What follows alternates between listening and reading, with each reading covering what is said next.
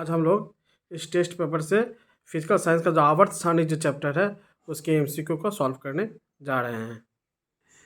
देखिए, एक नंबर जो सवाल है, इनमें से कौन सा सबसे अधिक विद्युत धनात्मक तत्व है। जब अधिक विद्युत धनात्मक तत्व कहेगा तब उसका आंसर हो जाएगा सीजियम, ये ऑप्शन बी होगा। और वही सवाल देखिए इस तरह से अगर रहे कि इनमें से कौन सबसे अधिक विद्युत ऋणात्मक तत्व है, तो सबसे अधिक विद्युत ऋणात्मक तत्व जो होता है वो फ्लोरीन होता है, एफ होता है। और यही अगर सबसे कम अगर रहेगा तो आयोडीन आंसर देखिएगा। ये सवाल बहुत महत्वपूर्ण है। 3 नंबर सवाल देखिए क्या लिखा हुआ है, जो नीचे दिए गए किस यौगिक के गठन में औष्टक नियम मान्य नहीं है। आंसर हो जाएगा लिथियम हाइड्रेट, ऑप्शन सी होगा। 4 नंबर सवाल देखिए, दीर्घ आवर्त सारणी में वर्गों की संख्या कितनी होती है। हम लोग जानते हैं कितना होती है, 18 होती है। देखिए ए एवं बी का इलेक्ट्रॉन विन्यास क्रमशः K2L8 M2 एवं K2L7 है, तो ए और बी के संयुक्त से गठित यौगिक का संकेत क्या होगा। देखिए, तत्व के परमाणु के सबसे बाहरी जो कक्ष जो है उसमें 2 इलेक्ट्रॉन है, और बी जो तत्व है उसके सबसे बाहरी कक्ष में 7 इलेक्ट्रॉन है। तो इसके जो बाहरी कक्ष में 2 इलेक्ट्रॉन है, एक इलेक्ट्रॉन अगर एक इलेक्ट्रॉन ये बी तत्व का देने से ये देखिए 2,8 हो जाएगा। फिर जो एक इलेक्ट्रॉन जो बचता है वो इस बी तत्व का अगर देने से तो ये भी 2,8 हो जाएगा और ये भी 2,8 हो जाएगा। तो अब देखिए सभी आयन जो है वो निष्क्रिय गैस के भांति हो गया। मतलब निष्क्रिय गैस मतलब सबसे भारी कक्ष में इसका भी 8 इलेक्ट्रॉन, इसका भी 8 इलेक्ट्रॉन, इसके भी 8 इलेक्ट्रॉन।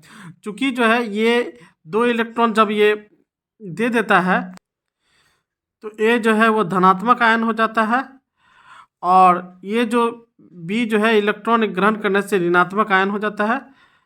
अब इस दोनों के संयोग से ए और बी जो है ये 2, तो AB2 जो हो ये आंसर हो जाएगा, ऑप्शन हो जाएगा सी आंसर हो जाएगा।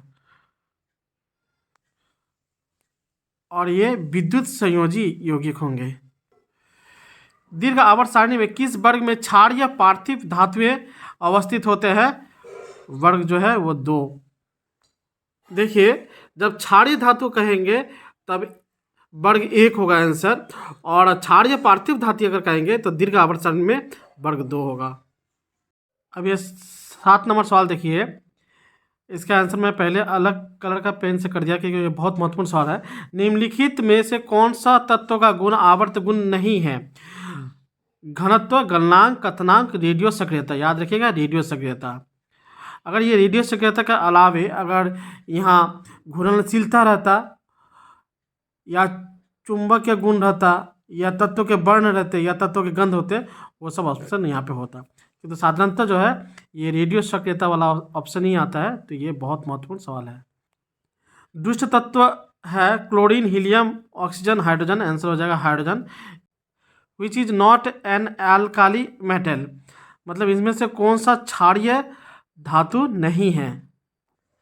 देखिए, क्षारीय धातु का जो वर्ग है ये है 1 नंबर वर्ग है, लिथियम, सोडियम, पोटासियम ये सब है, और ये है क्षारीय पार्थिव धातु के।